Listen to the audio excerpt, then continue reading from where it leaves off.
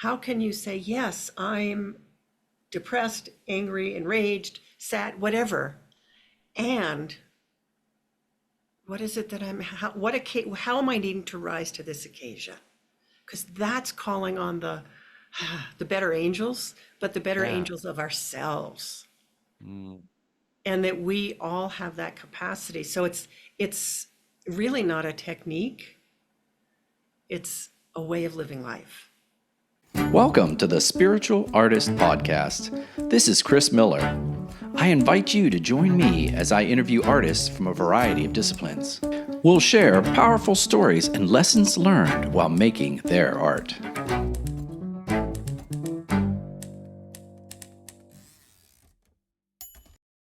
Good day, listeners. This is C.J. Miller, the host of the Spiritual Artist Podcast. And wow, what a morning I'm having today. And I'm excited, though, because I have learned that whenever I have a challenge in my life, I always seem to manifest the exact person that I need to come and give me some guidance, some answers. So I would like to introduce you all to Laurie Seymour. She's with the Baca Institute. Let me tell you a little bit about her. She is the host of a popular podcast called the Wisdom Talk Radio, and she is executive mentor, international trainer and speaker, and certified master trainer. Laurie Seymour is the founder and CEO of the Baca Institute. She has more than 25 years experience, and she was honored to receive the stewardship of a special energetic technology. Oh, you were honored. You got the stewardship 25 years ago. Turaya touch and Turaya meditation that activates your interconnection with source, raising your vibration. Listeners, I need that today, and giving you the ability to create through your connection with the infinite quantum field of potential. Well, Laurie, I think we're destined to be together this morning. I think so, CJ. And it's funny because you were a guest on Wisdom Talk Radio, and I'm always a little behind in how I get things out. And my interview with you comes out next week, so I'm very excited about the timing of this. And the timing is prescient, isn't it? In some sort of way of, wow, here we are today of all days, having an opportunity to talk about this. So, folks, I'm going to tell you what day it is for us. For me, I'll speak from the I statement here. It's the day after the election. So the election was announced last night, and I usually try to stay away from my expectations. And so I'm not going to go greatly into it, except for I expected a different result.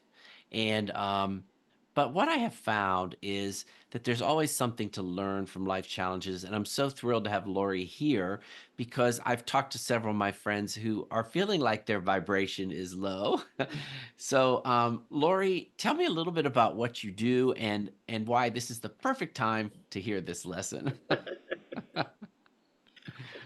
CJ, I'll start out with saying that everything is energy. Everything. We may not think about it that way. We usually don't. I think it would probably get in our way. But if we think about the fact that everything contains a frequency, a vibration, and when we learn how to work with our own frequency, and I'll talk about that, we get to be the master of our own life. We get to be able to draw to us what is needed for any particular situation. So here we have the results of the election last night. Here we are today. And I'll also say I didn't exactly feel like getting out of bed this morning. And I just watched that. I noticed it. I was like, okay. And nothing has changed about the world. Right. We still have the same world that we had when we went to bed last night.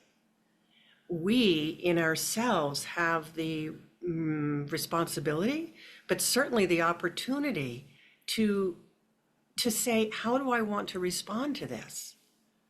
And our thoughts go directly to our frequency. So if I'm enraged, and we may need to be enraged a bit, or Hmm. what to whatever degree, I want to not be taken over by that. I want to still maintain that place of what is in the highest here. not as a way to circumvent it or to, do some kind of bypass of what's going on, but rather to say, okay, this is what is in the physical world. How am I to be with this now? Mm. And that starts to just asking that question allows me to shift my own frequency. So you sit there and you just ask yourself, how am I supposed to be in this situation or this now? I'm really asking, I'm getting quiet first before I ask. I mean, I'm really leaping ahead, but it seems to be what's we need to do. Yes. So, so I'm allowing myself to go beyond the emotion. The emotion is there. Okay, I acknowledge that, I feel it. And then, okay, there's something else. There's a next step beyond the emotion. And so I need to get quiet and start to ask. This is my conversation. I could say conversation with the universe, conversation with the quantum field, with source. And that is how I live my life. So when I ask the question of, how am I to be with this now? What comes through, what I'm going for is really what is needed from me? How am I to hold myself? Is there something I'm needing to share? Is there something I'm needing to know so that I can get the bigger picture of what's going on? Hmm. Because there's always a bigger picture. Yeah. But I mean, it's funny. I've had some people reach out to me, and some people have said they're so emotional, and part of me wants to say, well, you have to feel that. Let yourself feel the emotion. Mhm. And then there's the part of you've got to feel it, but how long? Right? Are you allowed to move through it quickly, or is that escaping the spiritualness of being alive? You know what I mean? I don't Yeah, it's know. it's a great question, and I am sure that I will dip in and out of the feeling of it all. Uh, But I always want to go for what is the bigger picture. And the bigger picture doesn't deny the emotion. It's more like it encompasses it. I really feel my own frequency shift. And then I can see, oh, okay. I get a bigger sense of how did this happen? What's it about? And I stop feeling the separateness because somehow I have to know what is it that connects me with all the people that voted differently than I did, for example. What is that common humanity? And to really see that God is alive and well in them, just as it is in me. And somehow in acknowledging that, then, okay, well, yeah, I can paint the bleakest of pictures. And we've had it kind of done for us in a way by everything that has been spouted on the campaign trail. But now, how can I be a part of what happens next? And if this is why, if I'm here now, I'm alive now. So, okay, I have to assume that I'm here for a purpose.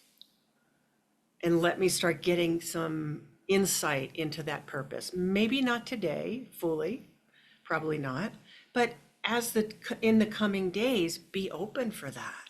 Be open for how can I best serve the light? How can I best serve the shifting of the frequencies on the planet? And that shifts it in me, just to simply ask that question. It's funny. Last night, as I was processing this, I ran and started reading books because I could see where it was going, and I thought several of those things. But one of the things I thought is, Chris, let yourself be in the hallway. I've used that phrase earlier. It's like let yourself be in that place where you don't know what to do. Mm-hmm. It's hard sometimes. We want to immediely react and do Right, something, right. and I'm like, you just need to stand here in the hallway and think a little bit, Hmm. feel a little bit, be a little bit, be present. Yeah. Yeah, we're really are in the place of the great unknown. And I've been talking a lot and I've been writing a lot about the unknown recently. I think I always talk a lot about it, but that space in between, before we know.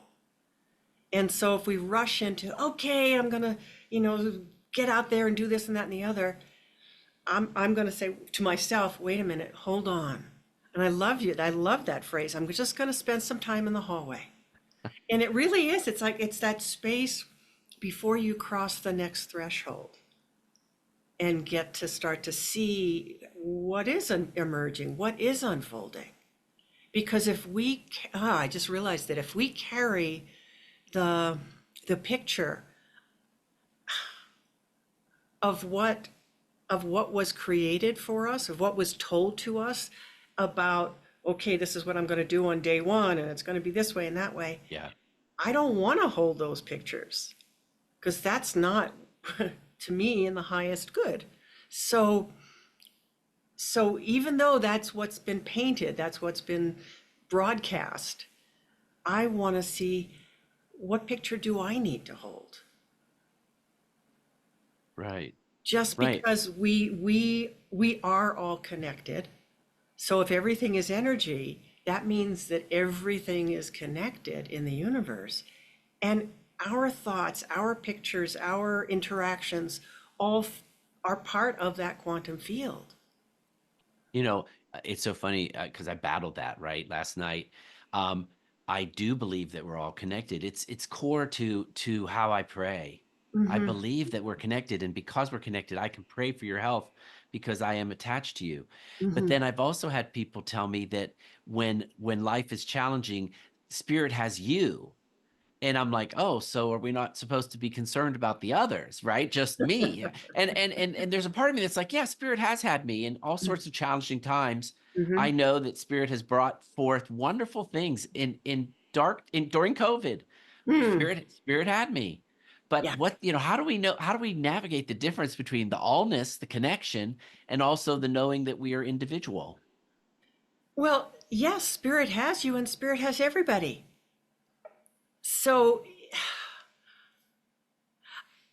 because I lead a twice a week Turaya meditation online gathering, and I've been doing that for close to 9 years.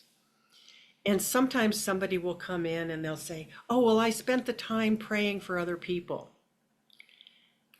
Okay, but what if you were to be in the state of receiving during that time? Could because I'm activating energies within people. There's a lot that's happening, and we're given so much. And so if we allow ourselves to receive that, that's shifting our frequency. That's raising our vibration. And that by itself is impacting everybody else. So if the frequency of the world or of the country is able to have more and more light being brought into it, that raises the frequency. That impacts the person on the other side of the world. That we don't have to think we are in charge, because we're not. We're partners, but we're not in charge. That's a big one, isn't it? We aren't in charge, but we are co-creators. I believe we co-create. We absolutely are co-creators. That's what I mean by being partners. Yeah. So that if I actively receive what is here available for me, and that takes a real shift in consciousness and a shift in thoughts to be willing to do that. To think I'm worthy enough, or I don't need to be worthy, or, there's nothing I need to do, but there's this love that is available. Let me receive it. And if I carry that then out into the world, I'm impacting the people I meet, the people I don't know. It really changes everything. Can we go back to, you said something a little earlier about how you went back and you started analyzing what you've heard this means. It's like the meaning we attach to something is so important, right? Hmm. So can you explain that Yes. a little bit more with Yeah, this? I'm less analyzing it and more I want to receive it. That's the inner guidance. So when I start to ask those questions of myself, what I'm setting into motion is the asking and the receiving, the inner research, so to speak, the inner querying of that from my own connection with source. So we don't have to think we're something special, we're psychic or we're intuitive or we're this or that or the other. We all have that capacity. And part of my work is teaching people how to do that, so that it's not about, I've had several kind of new client calls recently. And I found myself the other day saying, I'm not a psychic. She's saying, well, what I want from you is blah, blah, blah. And I said, I bring through lots of information, but that's not what's important. What is important is that I'm going to hold an energy field for you, helping you to raise your frequency so that you can learn how to bring through the information you need, so that you can learn, oh, this feels off, this feels on. How do we navigate through these kind of times unless we develop our own sensitivity, really? That's lovely. That's exactly what I'm talking to some intuitives later this week, but we're talking about how do you control it yourself. And I love that that's what you teach, Yeah. you know. Yeah, it's so important to me. I mean, I have had so many teachers in my life, and I kind of grew up in the human potential movement. My master's degree is in humanistic psychology. I taught at Naropa, taught in the transpersonal psychology department. And the person that I came to regard as my teacher for many, many years, it was so much because she didn't present herself as the guru with all the answers. She was certainly tuned in, but it was around how do we live life? How do we live life from the highest frequency? And how do we connect within that, or with that, from within ourselves and for ourselves? Because that's how we learn how to navigate through this new landscape that we have. You know, I was thinking about metaphors because I do painting. I teach painting. And when you paint, I ask my students to throw the paint on the canvas and react to it. Well, part of that reaction is sometimes there's areas that you don't like. And of course, I always tell them to focus on what's working. I say, focus on what's working. Okay. But you also, you have to it's part of the creative process. Mm-hmm. I think a lot of people that follow my channel here are spiritual leaders or guided by spirit and teachers. So I think they're going to find this very interesting as to how to personalize the experience of when something's thrown on your canvas that's not so appeasing or appealing to you, right? Right, right. But that is why we're here. I really do believe we are here to experience it all and to learn and to see how we can truly navigate, not just like what's in it for me, but if I'm looking at from the highest place what's in it for me or what do I need to do, I have learned over the years that, and I'll say it this way, the energy takes into consideration the whole. So I may think about my intimate relationship, oh, okay, this is what needs to happen now. This is what at least I need to express. And instead of worrying about how's this going to be received, how are they going to feel, blah, blah, blah, blah, blah. When I do it from that place of interconnection, I see that there's a kind of frequency of truth, really, that impacts the other person or the situation. And it always is appropriate. It might not, to my pea brain, I might not think of it that way. But when I see it operationally, when I see it played out, I'm in awe. That's beautiful. So when talking to the people out there that didn't like the results of this election and they get up, we've talked about feeling the feeling a bit.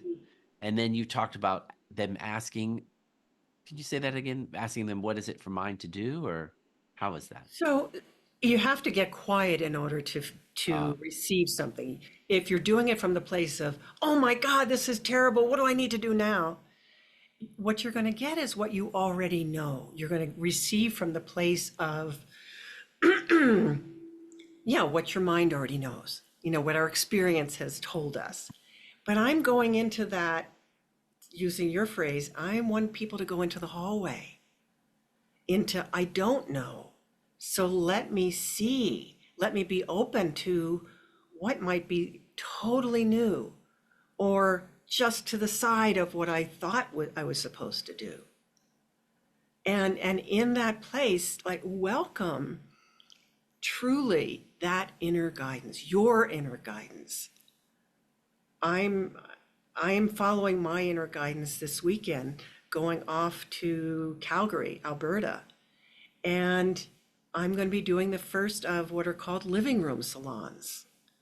And it's me being with people in energy in the ways that I do that, and for people to be able to learn how to receive themselves. This feels like, oh God, I don't even know how to say it exactly. It sort of feels like an oh my God kind of moment for me. Like, yes, I'm doing this. And there's a part of me that says, I don't know what's going to happen. I really don't. Not just the content, but I don't know how this is going to move me and how it's going to move, how it's going to be received, how other people are going to be moved. All I know is that this is what I've been given to do. And so I will do it, and I will continue. I will go other places and meet with other groups of people. And that's really living out on the edge, where maybe we spend a whole lot more time in the hallway than we think. Yeah. Well, that's really wonderful. I think that I do usually get to that is I'm my whole guide is I'm of service. I'm of Mm-hmm, service. mm-hmm, And I bring love to people. I mm-hmm. really feel that. And so I focus on that loving energy and that presence and listening, but also teaching them, like you said. I don't want any see, I was raised Catholic, and Mm-hmm. I think we talked about this. And I don't like the idea that you have to go into a little box and talk to someone who talks to God. I'm like, Exactly. what? And even when I was 7, I was like, this doesn't make sense. Oh, and I love that. I'm working on the tail end of my book and getting it out to editors in this next couple of weeks. And there's a whole piece in there about intercessors. Because what that person in the box is the intercessor, the in-between person between you and God. There isn't anybody in between. And so when we start to remember the truth of who we are, that gives us that is that direct connection. And it's not like it has to be reestablished. It's there, period, period, period, period. Only we've forgotten. So we get caught up in, oh, what's the teacher that's going to help us do that? Or who's going to tell us that, what we need to do? And who's going to tell us how many Hail Marys we need to say? And yikes, we're here to remember. I have never heard that word, intercessor, but I love it. And I totally am in agreement. One of the challenges I have with traditional psychic maybe is sometimes they'll say I'm getting a message from, and they'll say something like Mary Magdalene or Mhm. Joseph, and I'm like, wait a minute, why aren't you talking directly to God? And then of course, which leads me to saying, why am I not talking directly to God? Yes. I don't have as much trouble with people saying, that they're getting a message from, because it's, in a way, it's all part of that. And I also know that there's levels and levels and levels. But I also know that a lot of psychics, if they're operating from that more emotional or psychic realm, they might be getting the truth, they might not, because it's going to be more dependent on how they're working with their own emotional body. And I'm very sensitive to that. I'm very aware of that. I'm very aware of that. I've spent years focusing on that in myself so that I know the difference when something is coming from my personality and something is coming from that highest dimension. Okay, I can't let that go. Okay. How does it feel differently? Okay. Okay. So let me just say something, just a little something about the feeling body, because I work a lot with people so that they start to become aware of the feeling body. The feeling body, we are here in a physical body. And the feeling body is even a little different than the emotional body. It's more the sensing, the sensory nature. So you know how you can walk into a situation, let's say you go into a party and you think this is going to be the best time. I'm excited to be here. And they're good friends and they've just had a fight, but of course they're going to be good hosts but your body, because you're sensitive, is going to pick up something. You don't know what it is, but maybe you feel something in your gut. And if you're like me, you might think, oh, they're mad at me. Or, oh, I did something and, oh, am I too early? But that is the feeling body, just that there is something. And then we start to if you start to pay attention to that and start to track that and do your own research with that, you start to know there's something here that I need to query. I need to decode it. I need to ask the questions. That's the inner research. And in the example of the party, you probably won't be in the situation where you can just, take yourself off and get quiet and see what's going on. But you can in your life. I work with people who have big businesses or who work within a corporation, and they'll be in a board meeting or in a team meeting, and you can take yourself off to the bathroom to say, oh, I'll be right back, or you can sit quietly and just breathe and focus in your heart center, because the heart center is what has the discernment. It knows what's true and what's not true. And it all comes back to, how does that feel? So you know already, CJ, that when you're in flow, things flow. You feel it as a flow in your own body. So if I have a question about somebody invites me to something, and it's a work situation, hey, come here and do this. Come and speak at this event. So for me, it's about going inside and asking, but getting quiet first. Am I to do this?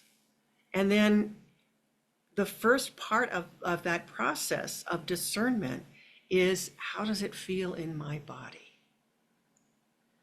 The next part, and this takes a while, this is not an instantaneous thing, is I start to bring through what that information is. And so I learned how to do that in literally writing every day. What is this day about? What am I needing to know? And I'd write that, very quickly so that I could feel it from that place of connection. Then I'll set it aside. And then I'll bring it back. I'll go back to it. And I'll read it aloud. And if you read it aloud with you focused in your own heart center, you can feel how the words feel. You can feel, oops, oh, I got really excited there. When you get excited, yeah, that's okay, but that's the personality. Presence doesn't get excited. Presence is just presence and has that clarity. Our personalities get excited or angry or depressed or, oh, I didn't like that answer. But if you can go back to that quiet place and keep breathing, and you start to feel what is true, then it's like it lands differently in the body.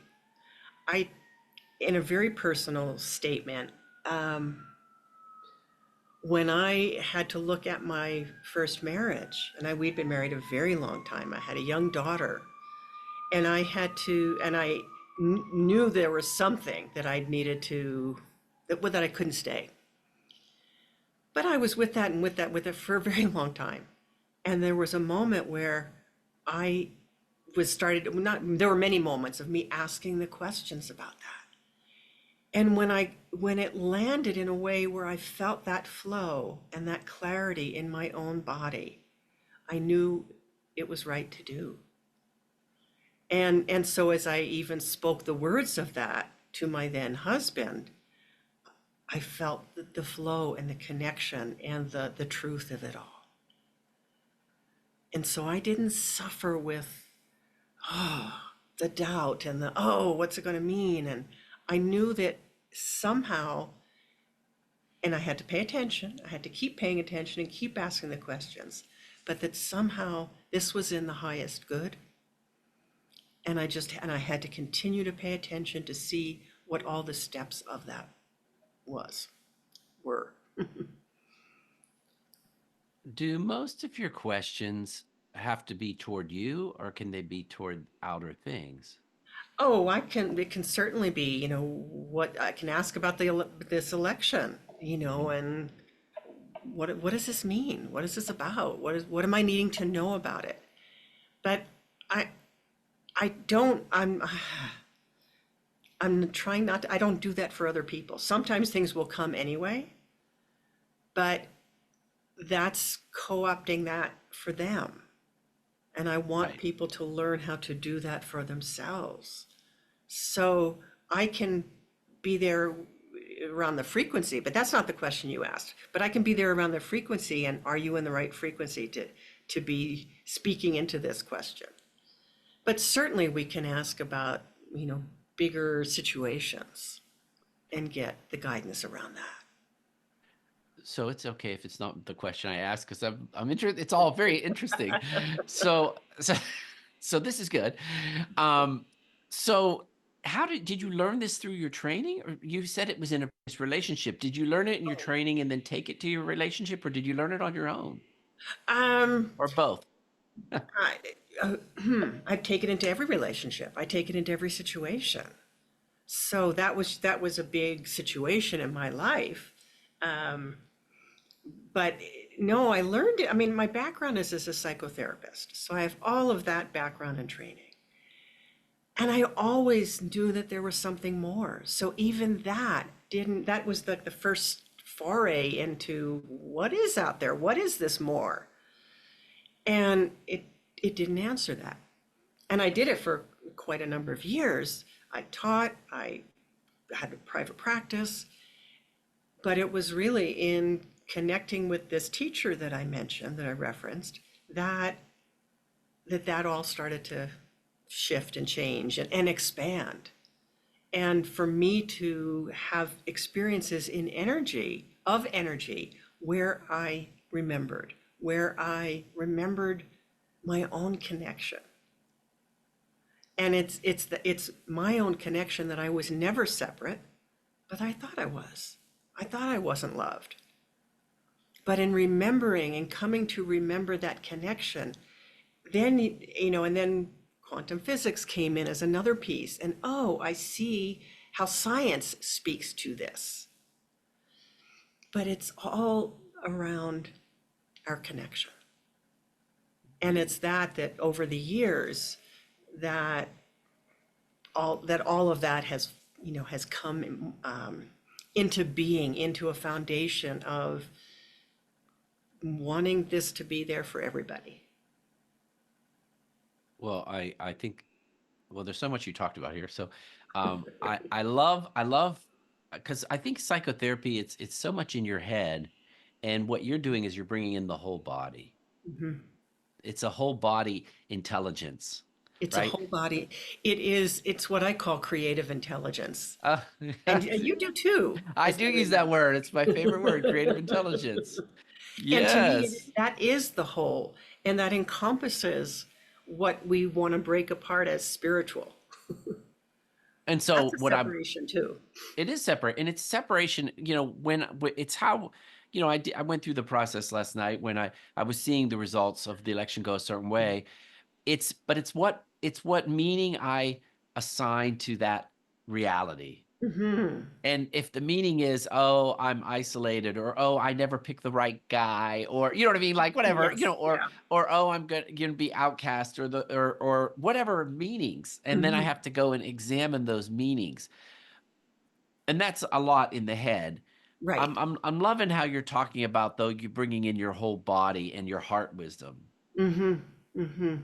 And the heart wisdom, boy, I think I need to do a lot of writing or talking about that because I mostly see people misunderstand that and they think about it from the emotional perspective. But the heart has a direct connection to the brain and to the mind and really to the whole body. And it's the nature of this plexus of nerves and of energy centers that allows us to be able to, if we rest our attention there, to be able to see what is true and what is not.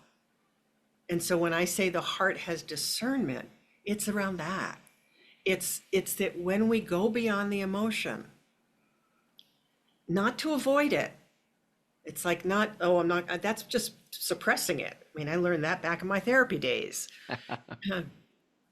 But it's to know that there is more. There's still more than that.